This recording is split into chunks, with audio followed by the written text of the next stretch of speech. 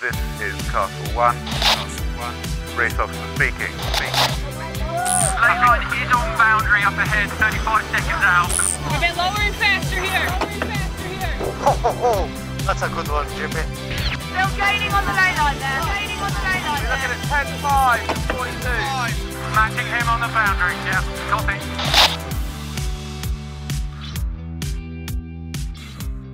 Welcome back, podcast listeners. It's great to have you along. If you haven't done so already, maybe give part 1 of this Olympic podcast a listen. If you've already listened to it, I hope you enjoyed it. Coming up next, we continue our deep dive into the medal factory that is British sailing, the most successful sailing nation at the Olympic Games. This record of success goes back to 1900, when the first Olympic sailing regatta actually took place. And although a podcast isn't the best medium for exploring statistics, the numbers are quite remarkable. The British sailing team sit on top of the overall medal table with 64 medals in total, just 3 more than the USA in second. But Norway in third then have just 32 medals. And if you look at the stats for gold medals, British sailing have 31, the US 19. It's been a dominant period for the British Olympic team, and so in these 2 podcasts, we're taking a look at what lies behind that incredible success rate. That's coming up shortly, but before that, if you're enjoying what you hear, then please do head over to buymeacoffee.com/sailing podcast. It's really simple, and your support is really appreciated. It allows us to stay ad-free and to keep on delivering these uninterrupted interviews.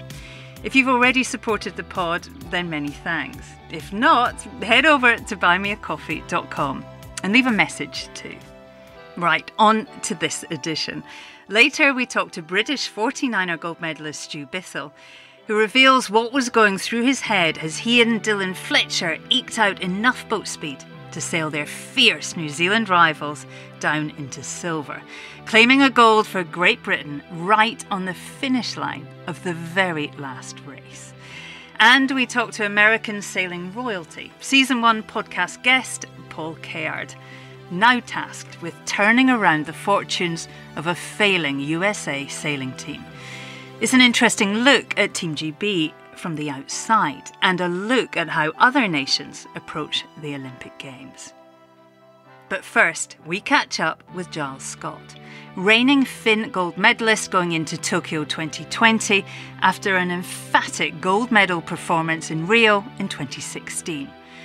The delay to Tokyo meant Giles had to sail a demanding America's Cup campaign with Ben Ainsley, of course, just when many of his rivals were concentrating on their Olympic run-in. It was a hectic few months. So that's what's coming up. I hope you enjoy the time I spent delving into the Team GB medal factory.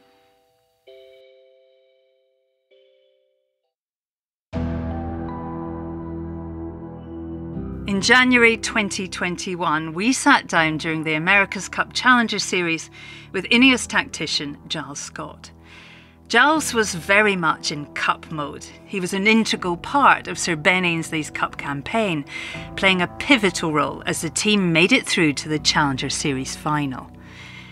In that interview, Giles discussed how the delay to the Tokyo Games had thrown his preparation timetable upside down. But that, like everyone else, he was going to just have to deal with it. I then interviewed Giles again in the boat park in Enoshima, a week before his regatta got underway. And his answer was quite different.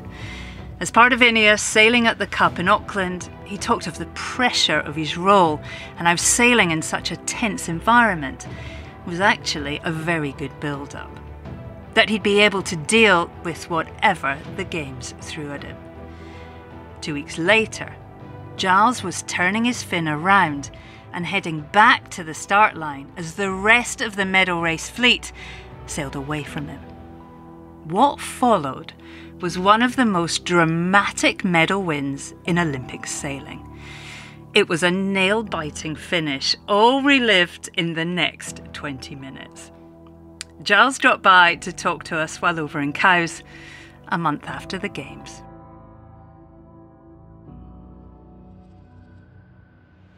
Well, Giles, welcome back onto the podcast. Back from Tokyo for just over a month now. How has that last month been? It's been good. It's been nice to do nothing for a while, if I'm honest.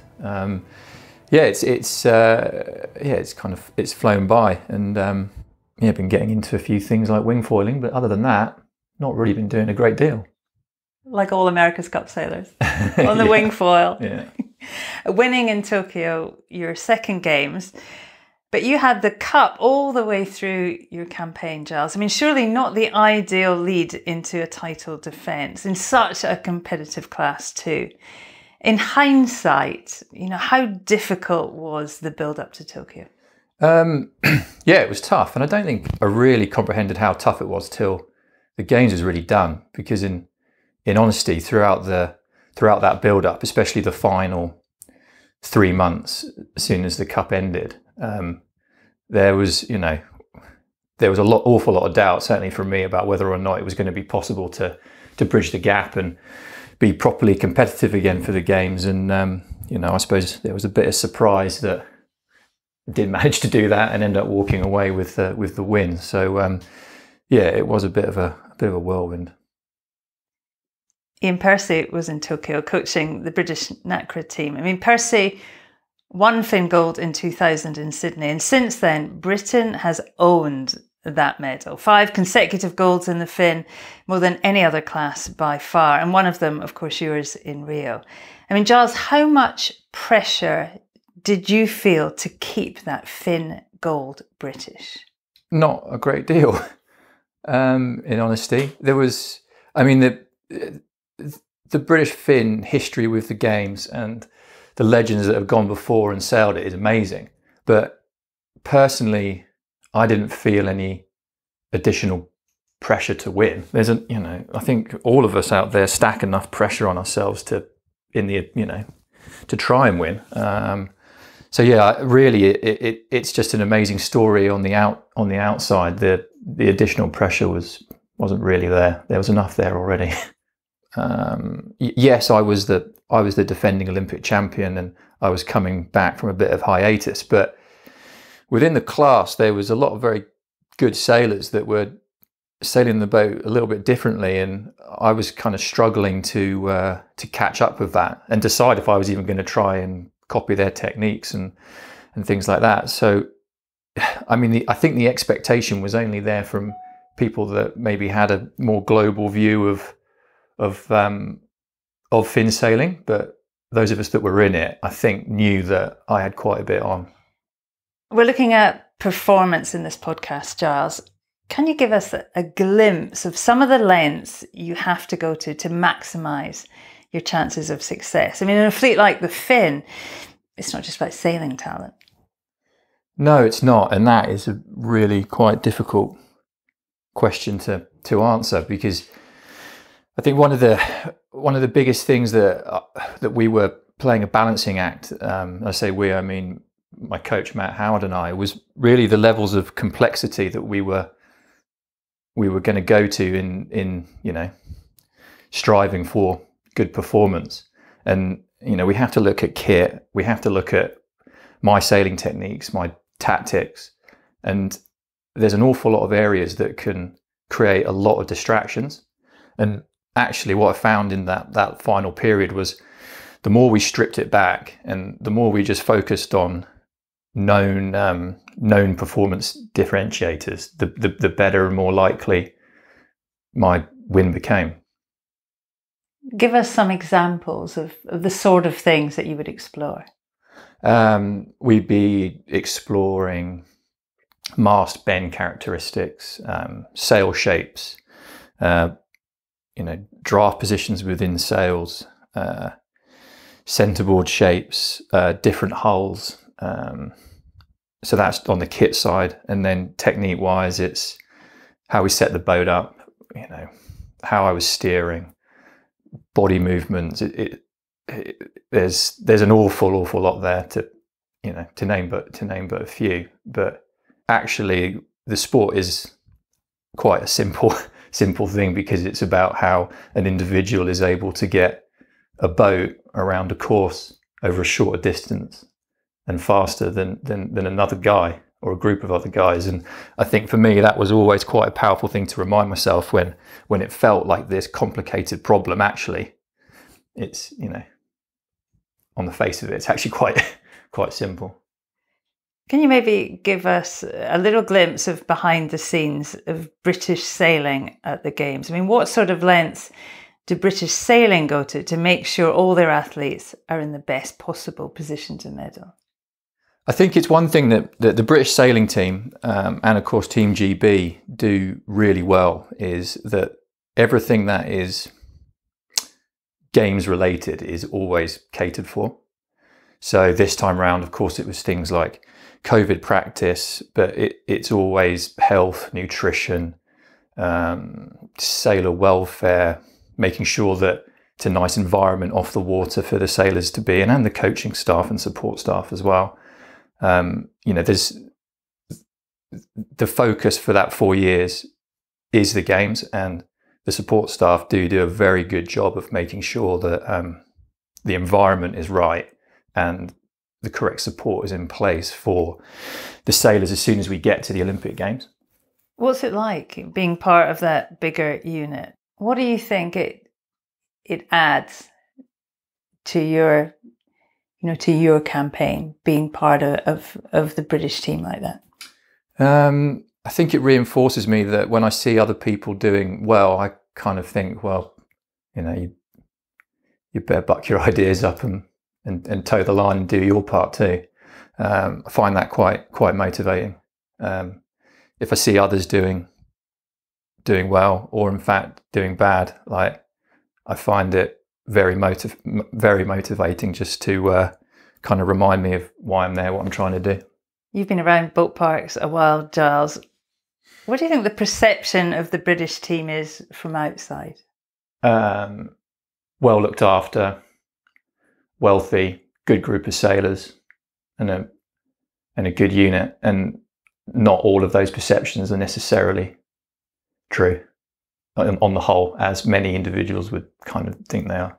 Why do you think they are so successful? What do they create? Well, firstly, the way that British sailing is funded is that, this is my opinion, so this isn't a fact by any means, but that it's like a pyramid program. So sailing does well at the Olympics. It gets a lot of funding from UK sport, which is great, and that enables this kind of, I think it's like almost like a spread bet. So you get lots of keen young sailors, and you create a pool of, you know, of racers. And as those sailors get older, some make the step to the next level and others don't. Now, that's really useful because it creates this this kind of pack and mass that is rolling through time. Whereas I think you look at a lot of the other nations, they're a lot more targeted with who they support. So an individual will receive a lot of money, a lot of backing, and will get, you know, his own physio, full support network. But that's not how the British program works. They both have positives and negatives with that.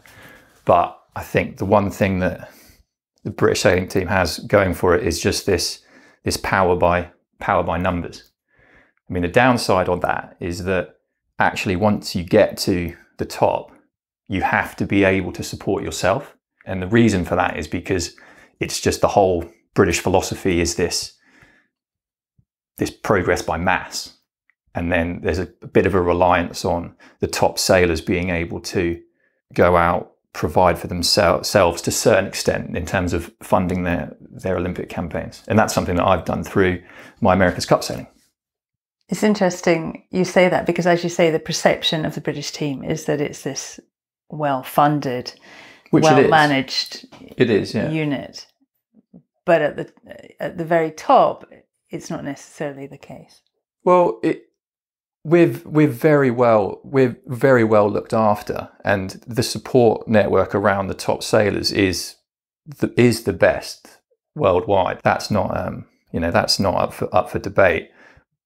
The only difference is that the top sailors, if they sail expensive classes, they have to be able to self-fund to a certain level to really maximize their chances, because the distribution of that massive amount of funding that UK sport gives, and it is massive, goes to this engine which produces people provide support.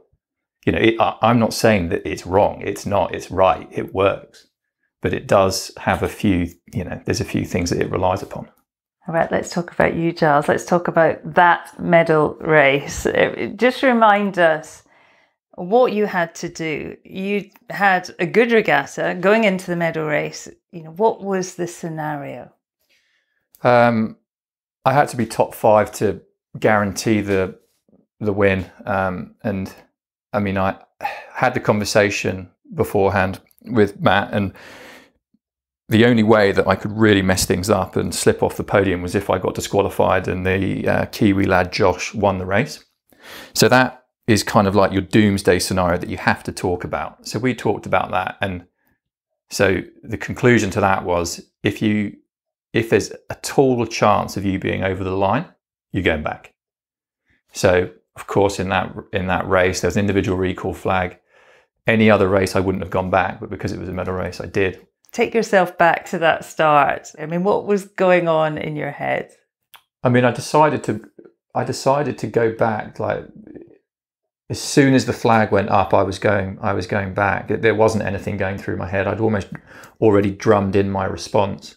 Like, because I was on a transit. It's like, right, I'm on a transit. I don't think I'm over. And then you hear the gun, and then immediately there's a second gun, and then I'm bearing away and I'm going back. And from there, it was just a full scramble to try and get back into the race. One downwind leg to go. Beric Zombie, as he's known, the Hungarian sailor, he'd done all he could. He was at the front of the fleet. You were in 6th or 7th. It couldn't have been any closer. What were you thinking on that last leg as you tried to fight back into the gold medal spot? I honestly don't know. Nothing, just trying to do whatever I could to move through the fleet. Probably a lot like he was, because we the whole race, even at the first windward mark, I think I was up to 7th or something, and he was 2nd or 3rd. So it was always, the way the maths worked out, it was always close, because as he went from 2nd to 3rd, I'd go from 7th to 6th, and he'd look at going from 2nd to 1st, and I was kind of getting into 5th, and you know, it was like, it was to and fro the whole way. Although we weren't actually right side by side, it was kind of neck and neck. But I wouldn't be able to tell you what was going through my head at that point. Well, on to that last reach, and Beric, as you say, took the lead, and you slipped down again. 100 metres to go, and you were in silver. Talk us through that last run in and the celebrations afterwards. Yeah, it was. I mean, the celebrations were quite, you know, there's quite a few really cool shots of the three of us.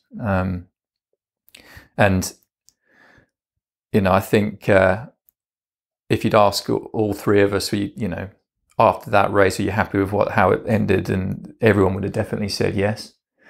Because medal races are torturous, really. Like, you fight so long to gain a couple points over a competitor for like 5 days over 10 races, and then suddenly it just seems like you just throw it all up in the air in this medal race. So yeah, I think, you know, everyone was super stoked with how it panned out, and you know, for me, having just done it down a final leg was, you know, it was a bit of a different sensation to that medal race that I had in Rio, for sure.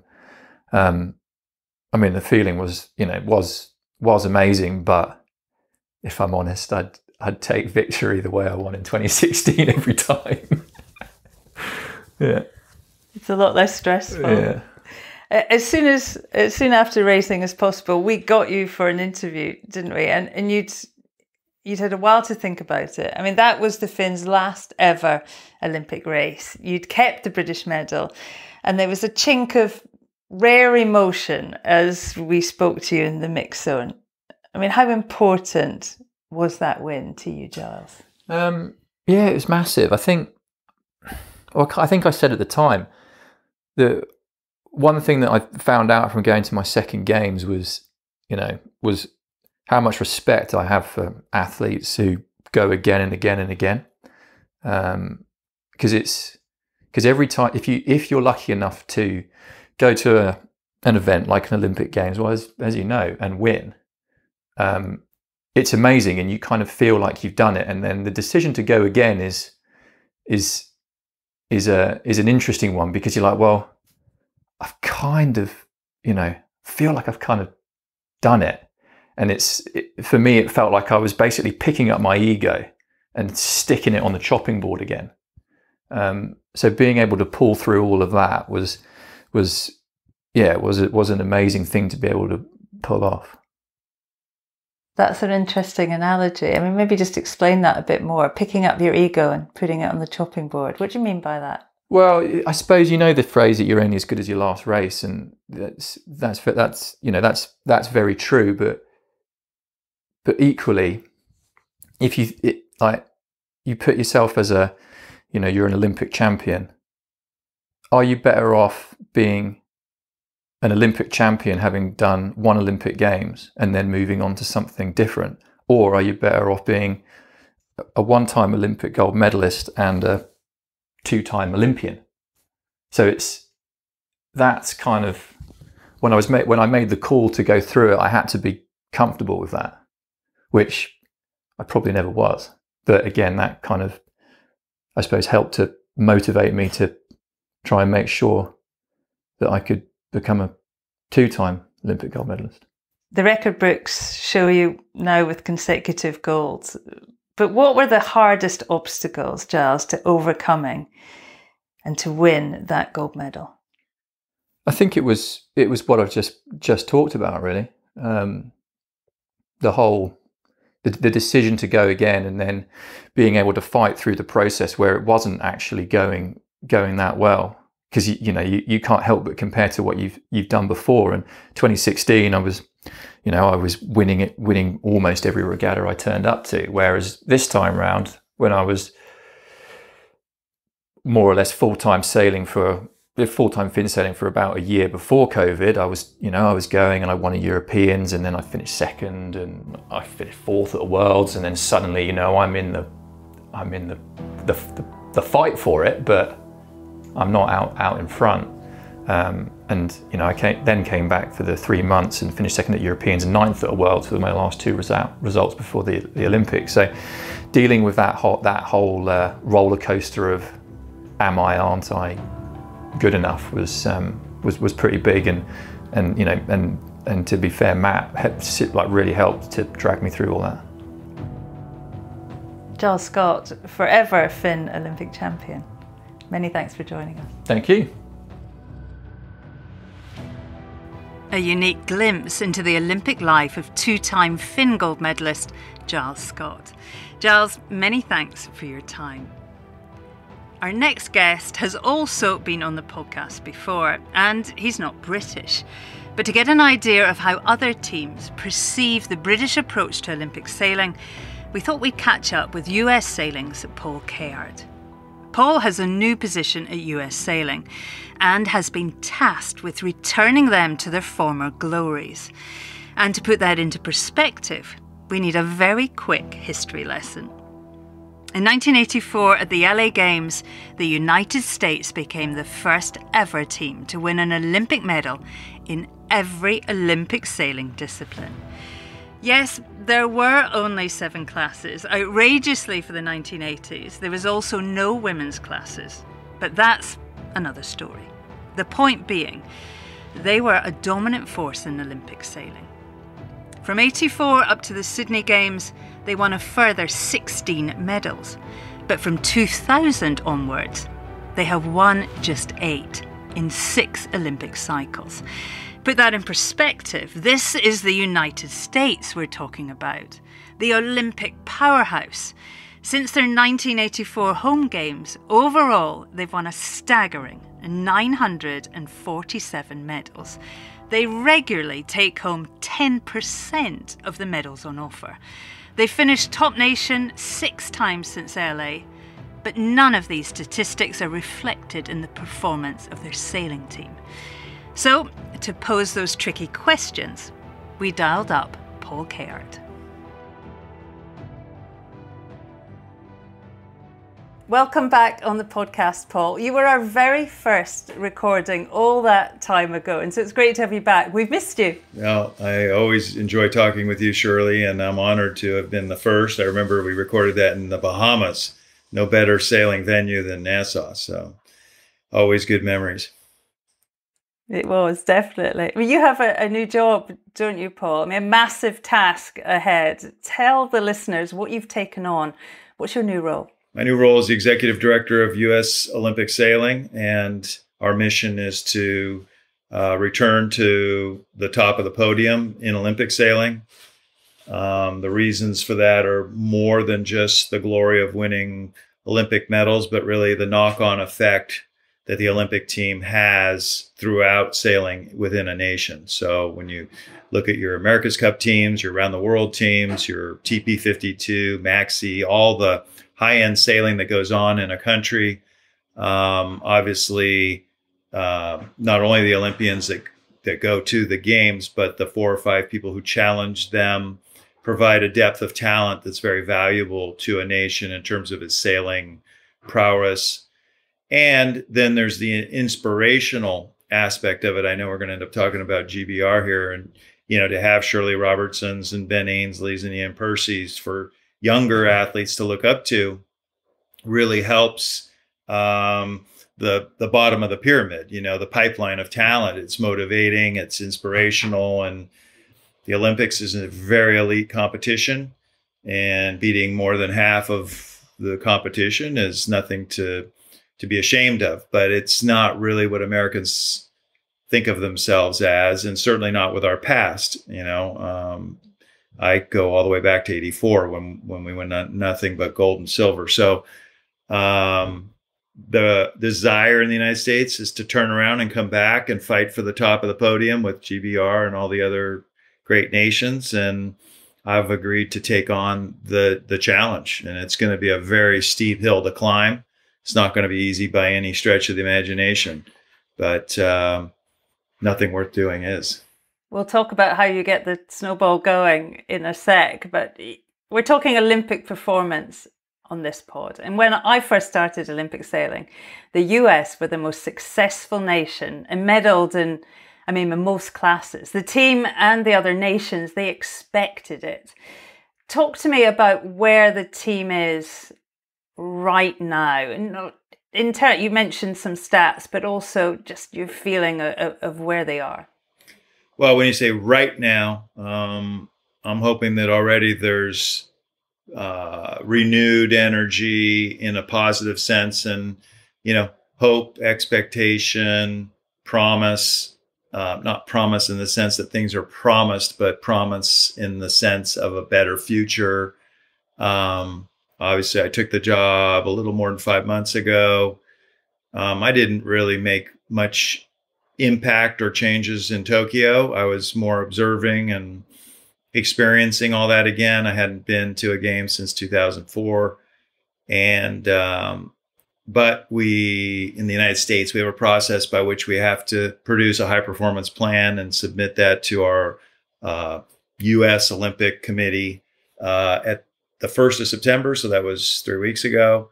And that has been shared with the board of directors of U.S. Sailing. And then on Friday, we had an all-team meeting with all the sailors, the coaches, and it was very well received. So I think that where we are exactly today is hopefully just at the very beginning of a turn for an upward trend.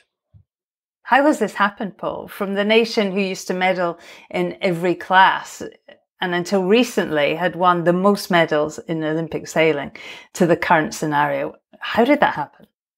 Right. So big picture, other countries got more professional and did a better job, and the United States didn't. And when you look at the United States and the didn't, what is it that they didn't? I think it's probably a little both. We didn't really do a great job of managing and prioritizing with what we did have, and we didn't have as much resource as some of the other countries were able to pull together.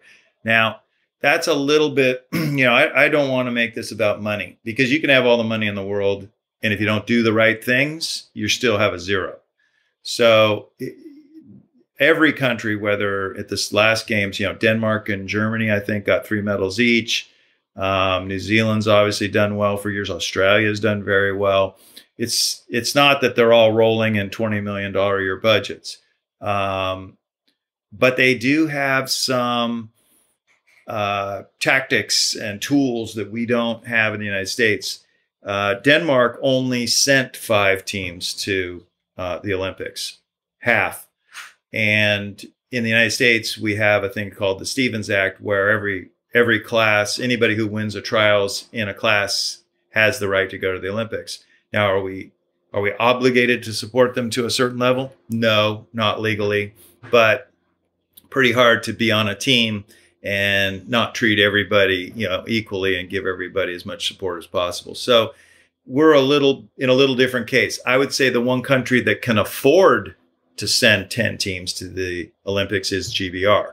I think it's really today the only country that has the structure and the financial resource and the pipeline of talent to really support 10 teams at that level. So these other countries like Germany, I think, sent 6, and Denmark only sent 5, and they each got 3 medals.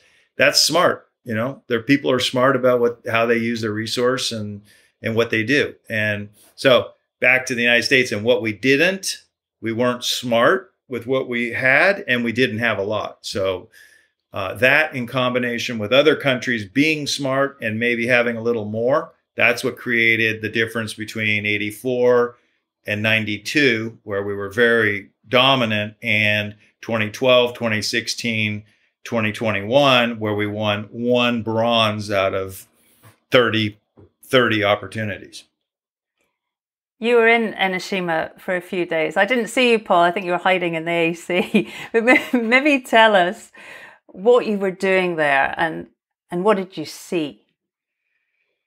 I was observing our team, which is staff, coaching, and of course the athletes, and kind of what our support structure was there. I was connecting with a few old friends who have stayed in that game. I saw Ian Percy, Ian Walker, got a lot of good friends. Santiago Lang and I spent a lot of time talking. Torben, of course. So it was an opportunity for me to catch up with a lot of friends and pick their brain a little bit about what's working and what isn't. Talking to someone like Santi is pretty interesting. That's a country that doesn't have a lot of money, doesn't have a lot of resource. And he talks a lot about the hunger that's required on the athlete's side and the absolute no compromise, no distraction that's required to excel. And Santi told me, Paul, your problem is that your athletes are waiting around for too much help, too much support. They're used to, in your culture in general, soccer moms drive their kids all over the place. He says, our moms don't drive our kids anywhere. They walk with the ball to the dirt soccer field, and the best one, turns out to be, Messi, Lionel Messi. He just comes out of the dirt. And so your problem is a cultural problem to get everybody hungry enough. Anyway, that just as an example, that was Santiago Lang's message to me. So, it was good to catch up with everybody. And I'd say on a support side, our team had a great amount of support, from technology to weather to the sports science. We had a doctor there. We had good physio. We were very fortunate with our Japanese volunteers. So our support structure in Tokyo was A+. But I'm also kind of feeling like we do that once every 4 years. So I think we're putting into our budget much more support in a continuous way throughout the Quad. What was your perception of the British setup when you were there? I mean, in your opinion, why are they delivering? Well, that's another thing too, Shirley. It isn't about the setup at Tokyo that delivers. It's about all the work you do before you ever go to Tokyo. That's what delivers. So, and in fact, part of what we do what we did might be intimidating to our athletes. In other words, if you go from sort of not much support all the way through, and then you get to the Olympics and there's all this staff and all this support and everything, it almost heightens, the issue of the Olympics seeming like this completely different regatta, and there's so much pressure, right? As you know, that's one of the things you deal with at the Olympics, is trying to normalize the regatta and just go out there and treat it like almost any other regatta, an important regatta, but just minimize the grandeur of the whole thing. And so again, I think a proper setup is that you're doing very well at the World Championships in the couple of years prior to going to the Olympics. You're very confident, you're calm, you're relaxed, and you show up in Tokyo and delivery is just, another day at the office, so to speak. So as far as GBR's setup, it was quite similar to ours. It was I noticed all the little things, the tubs for rinsing all the clothes, and I'm sure they had staff taking care of that and supporting the athletes, and all of us had the cooling baths for the athletes, and they had everything they needed. But again, it wasn't about what they were doing in Tokyo that produced the medals. The overall US Olympic team is always so successful. Top nation medal-wise in Tokyo. Top nation 18 times, in fact, since the modern era began. So what's the perception of the current sailing team from within the US Olympic setup? And looking forward, how much help can they provide? So that's a good question. And yes, we're kind of the underachievers, in our country, in our world, coming out of a games with 10 events and no medals is, it's kind of an obvious problem. The good news is I've established a relationship with our representatives at our organization's called USOPC, US Olympic and Paralympic Committee. And I've been there already in June and presented to them my vision. And we just submitted our high performance plan to them. And it's on the basis of the high performance plan that they decide how much support to give us. And certainly, the prognosis for a different future would affect the support they can give us. So I'm hopeful, and I've talked to them about trying to, we've kind of gone down in the support we've received from them in the last 4 or 5 years. And I've told them straight up, I expect to reverse that trend and earn more support from them. And they have a lot of resource too, probably like UK Sport does. One of the things we're going to do is start training the coaches, right? Coaching the coaches and in other things than out-haul tension and Cunningham, but, elite athleticism and nutrition and recovery and technologies that are useful for coaching, platforms for recording data, analyzing data, disseminating data. There's so much out there, as you know. So they have resource for that, human resource. So apart from just the cash money we can get from them, they have elite athleticism, they have technology, they have some things. So really going to try to work with them and be their partner. I don't think we've dug deep enough in the past into what support they have.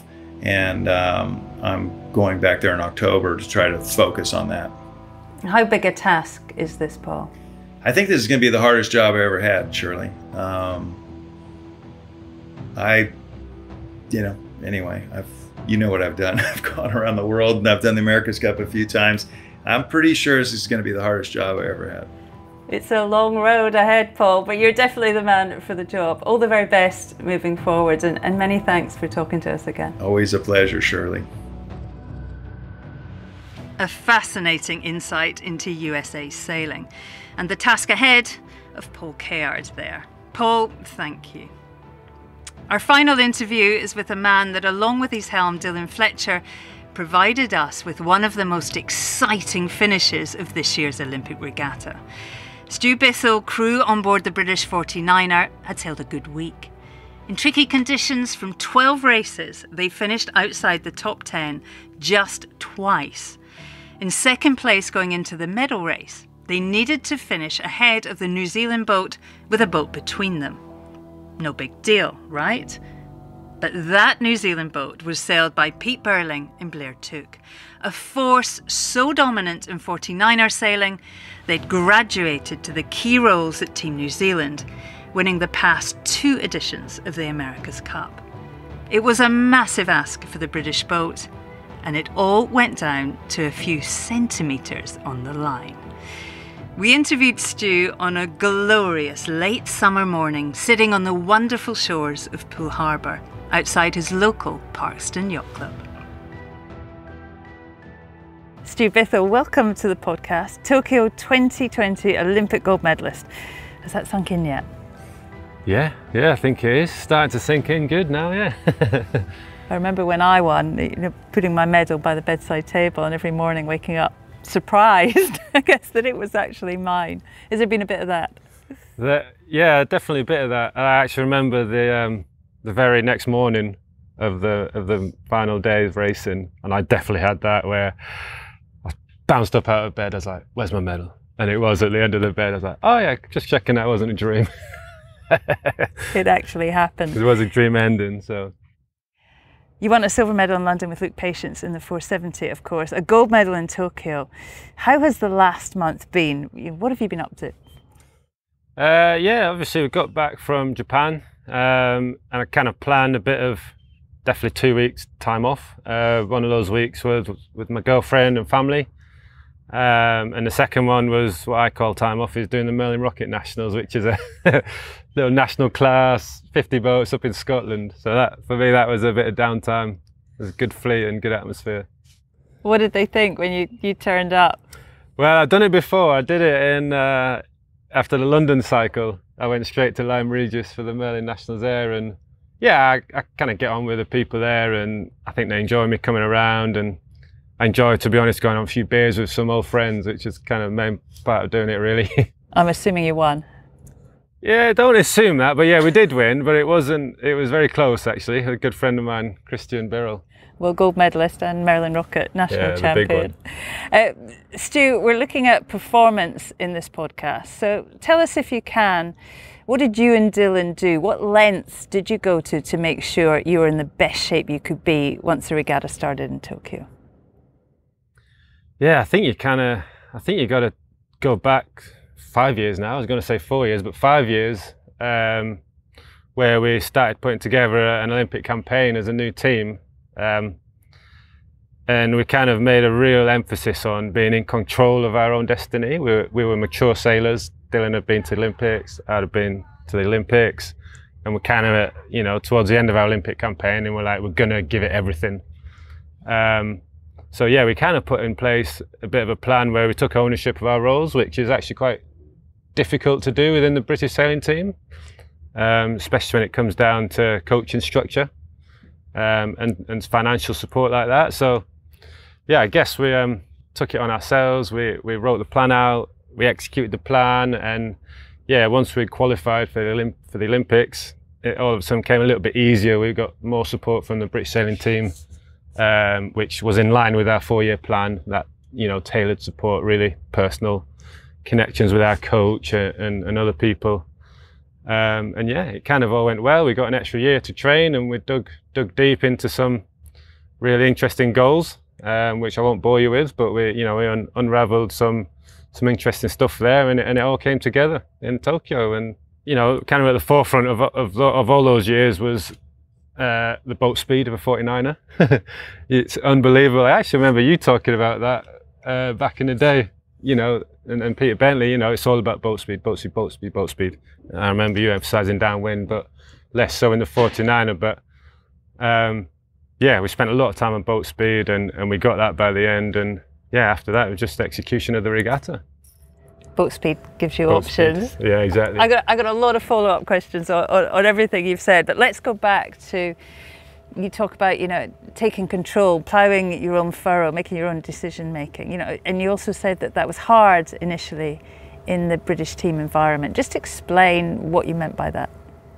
Yeah, so kind of in our opinion, when we sat down and discussed what it takes to win an Olympic gold medal, and that was, the forefront of our mind, that means a personal coach. That means, you're doing whichever regattas you need to do whichever training venues you need to get to and things like that. And sometimes that's difficult financially for financial reasons, and also just the support, the structure of the coaching structure in the first 2 years of the Olympic cycle in the British sailing team is very squad driven. And we didn't believe that was how to win a gold medal. You know, we believed, and we basically used that system to get to a certain point in our careers. But we thought we needed more than that to really push on and make those last gains. Also, as a mature sailor, you want to shape how it's gonna roll. Yeah, exactly. You know, we believe we're a little bit experienced at Olympic campaigning now, and yeah, we've kind of put everything on the table for that last cycle. What do you mean by everything on the table? All in. I think, well, for me, it was fairly confident. It was my last Olympic cycle, and yeah, I just wanted no regrets. Wanted to do everything. You know, to be honest, it's quite rewarding when you get to that place.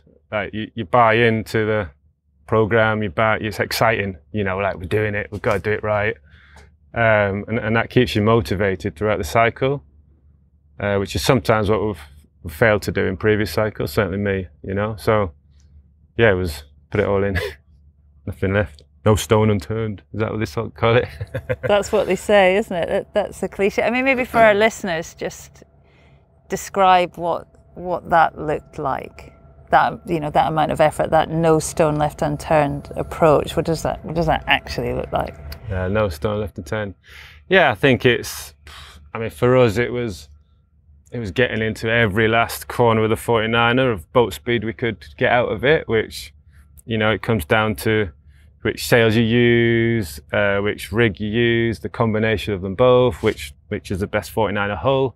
I mean, we're a one design class, but we have seen very small differences in the manufacturers. So we kind of tested those out, and that takes a lot of time. You know, we'd isolate one of each of those things for each winter.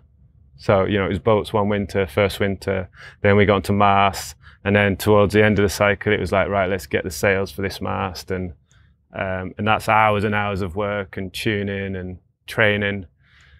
But yeah, I mean, there's other stuff, you know, psychologists. We had actually one of our man and Dylan's goals was to be able to deliver under pressure, and we actually highlighted that as a potential weakness of ours as a team, not as a team, but individually.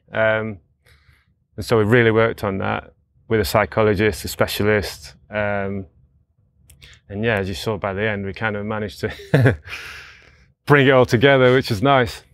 That's hard to practice, delivering under pressure. How did Team GB help you with that? I mean, and what does that look like? What do you do to get better delivering under pressure? It's extremely difficult to train that, and actually there's very few opportunities in the cycle where you get to do it, where you actually feel the pressure. One is probably the Olympic trials. Realistically, and although you get it at some world championships, it's not as bad as the Olympic trials or the Olympics, because it's on its own as such a bigger thing in sailing. So yeah, I mean, we delved right into it again at the beginning of the cycle. We got into the detail of it with a psychologist. You know, we found out what it looks like. You know, times when we've done really well at it and times when we've not, and dug into those different things, and you know, tried to pick out the things that we want, you know, the sailors we want to be and want to look like under pressure. And yeah, so we spent a lot of work on it. And yeah, like I say, towards the end, we got to practice it at the Olympic trials, which we did, you know, again, we got confidence that we executed that well. And yeah, the Olympics, again, it was the pressure moment, and there was different kinds of pressures on there as well, you know, with the year-long postponement and Japan and the environment out there. That was all slightly different. So yeah, we managed to adapt for that, which was good. Well, you'll remember we interviewed the whole team in the week before racing got underway, and I came away from most of those interviews thinking how relaxed you all felt. There was a sense that everyone just wanted to get going. How much did that extra year of preparation help or hinder you and Dylan? Yeah, I think it was. I mean, we felt ready for the original date of the Olympics, but yeah, we were a little bit unsure of the year we had, we dug into some interesting goals, which was amazing, but we were a bit unsure because the UK was quite strict in not allowing, you know, they were quite slow to let us go and train abroad, and so we basically had to utilise the British facilities and the squad. Actually, go back to the squad, we actually used that to our advantage then. But yeah, you know, and we got confidence from the work we'd done on our own. And again, we actually used that kind of structure when we went to Japan, of working on our own and not needing any other teams. And I think that was really important and good, because we actually didn't get many training days out there. And certainly towards the, towards closer to the Olympics, you know, the training became less structured, but actually we had our own little goals and things to work on, which we kind of been doing for the last 12 months. What's it like for you being part of that whole bigger team? I mean, sailing talent is key to success, obviously, but could you win without that attention to detail behind you? How important is it being part of that bigger unit? Yeah, I mean, I could easily sit here and say it's not that important. I could easily do that. You know, we go to World Championships where we don't have any of that, and we get on fine. But I do think it's massively important. And classic example, we won our race by 2 seconds. Like, now all that support and all that help with everything, that's got to add up to at least 2 seconds of boat speed over a week's racing. So it is the difference between winning and potentially not winning. So yeah, I think it's massive. It's huge. Let's talk about that medal race. You went into the medal race in second place, guaranteed a medal, I think. Not quite, but yeah, go on. Nearly. But ahead of you, reigning Olympic champions, reigning world champions, 6 times world champions, 2 times America's Cup winners, the sensationally talented Pete Burling and Blair Tuke. How did you approach that last race? And remind us, what did you have to achieve to win gold? Yeah, so to win gold, it was fairly simple. We had to beat the New Zealand team and have a boat between us and them for the points difference. And yeah, we actually approached the race. There was 4 boats that we could get the medals actually, and we approached the race of like, let's just have a really good race. Our goal for the cycle has been a medal.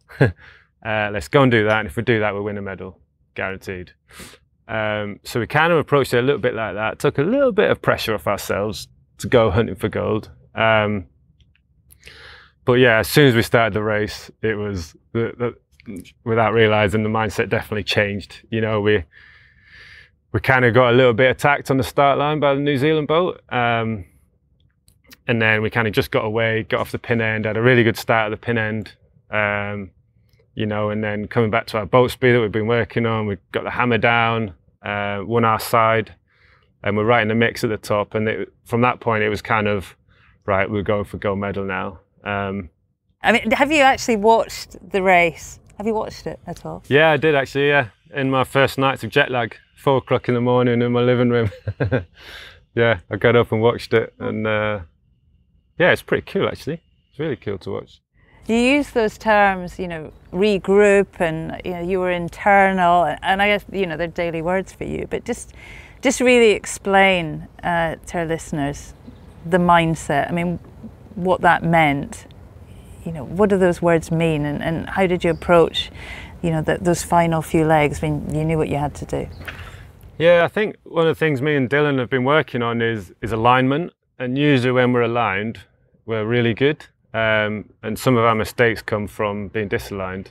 So yeah, like I say, it was, we were aligned to go and win a medal. That was the goal. Got off the start line. We had a really good first lap, and then yeah, it was really clear at the top that actually the goals changed. Let's align ourselves on what we got to do. And yeah, I guess as long as we're aligned, we usually execute a good plan. In Tuke, we had onboard cameras and audio for the first time. We can actually hear what you were saying. And during that race, with so much at stake, you sound so calm. On the onboard footage, we don't hear much from Dylan, but we hear your calls. Calm, informative. And there's one lovely moment you just say, "Come on, girl." And it's so lovely. You're trying to edge the boat past the German boat. I mean, how calm were you? And how calm was it on board? Yeah, it was calm, and it was really calm, and it was one of the things we've been working on and making it calm. And actually, one of my strengths as a sailor is that kind of level-headed, emotional side of things. And Dylan's a bit more up and down, but for sure, it's my job to keep the comms consistent and calm, and asking Dylan the right questions at the right time on strategy usually. But yeah, it was calm on board, and for me, it was a testament to all the work we've been doing in the 5 years. It was almost the finished product. Literally, feels like we've been learning the whole time up until that point where it was just execution, which was amazing. It was an amazing feeling. But yeah, there's no question about the pressure was on. And again, I'm a pretty good sleeper, but there's 2 nights I've not slept. One was the night before the London medal race, and one was the night before the Tokyo medal race. But I managed to battle through with a bit of caffeine. I watched the replay back the other day. I mean, you led for the first half, but the New Zealand boat, they were always there, weren't they? Always a threat, always dangerous. And then it just all shaped up for that dramatic finish. Downwind, you in Germany, heading to the line. It was so close. The close-up shots, you're eking out as much speed as you can. As you say, every little wave. What were you thinking over that final 100 metres? Yeah, I mean, the final 100 metres, for me, and for most of the race, I was completely engaged and concentrating on the boat and what my job was. So actually, the occasion didn't actually get to us that much. And I was literally, it was the conditions where I was kind of moving from bow to wing and trying to work the boat onto the waves, and that's where all my attention was. And again, Dylan was just in the background, just talking about, coming down on that wave, or, going to ley line, and we basically, once we decided what we were trying to do, we were completely engaged in our boat and making it go fast, because that's what we thought, we believed we had to do. And also, the Germans were 2 or 3 boat lengths ahead, and when they jibed, we knew that a jibe was about 2 or 3 boat lengths. So it was literally, we were going separate ways down the bottom run, and we almost knew at that point we were going to come back together. So it was a matter of boat speed. It was, it was ever who was going to be the quickest was going to get there first. So yeah, I guess that's what we're concentrating on, boat speed. And then you crossed the line. Job done, gold medal, one better than London, and we could hear it meant so much to the pair of you. Describe that moment to us. Oh, it's so hard to describe. It's like nothing else. It's like nothing I've experienced before. We couldn't believe it. Especially to beat the guys that have been beating us for the last 8 years, non-stop. They beat us at every regatta pretty much for the last 8 years. And to put that race together and cross the line was just, incredible. We couldn't believe it. And like you say, you heard the audio, we were buzzing. Stu Bithell, Tokyo 2020 49er class Olympic gold medalist. Thank you for your time. Thanks. Stu Bithell rounding off our series of Olympic interviews here on the podcast. Obviously, the Olympic Games is a subject close to my heart, so thank you for listening. My time wearing the Team GB tracksuit seems quite a while ago now, but to everyone at British Sailing that helped with the podcast, a very big thank you. Your work across the sport in the UK is very noticeable and much appreciated. So that's it for this week. You know we love to hear from you, so let me know what you think. Like, review and subscribe on whatever platform you join us on. And buy us a coffee if you've enjoyed this edition of the pod. buymeacoffee.com/sailing podcast. It's easy to do and helps keep us free of ads. As ever, to Tim at Vertigo Films, a big thanks for all your hard work. These multiple interview editions are always a lot more work. So to Tim again, a massive thank you. Until next time, thank you so much for listening. Have fun on the water and sail safe, everyone.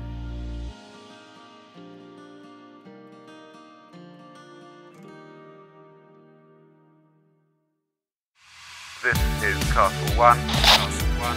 Race officer speaking. Lane line is on boundary up ahead, 35 seconds out. We're a bit lower and faster here. That's a good one, Jimmy. Still gaining on the lane line there. Gaining on the lane line We're looking there. at 10-5, 42. Matching him on the boundary, yeah, copy. This is Castle 1 standing by. Out.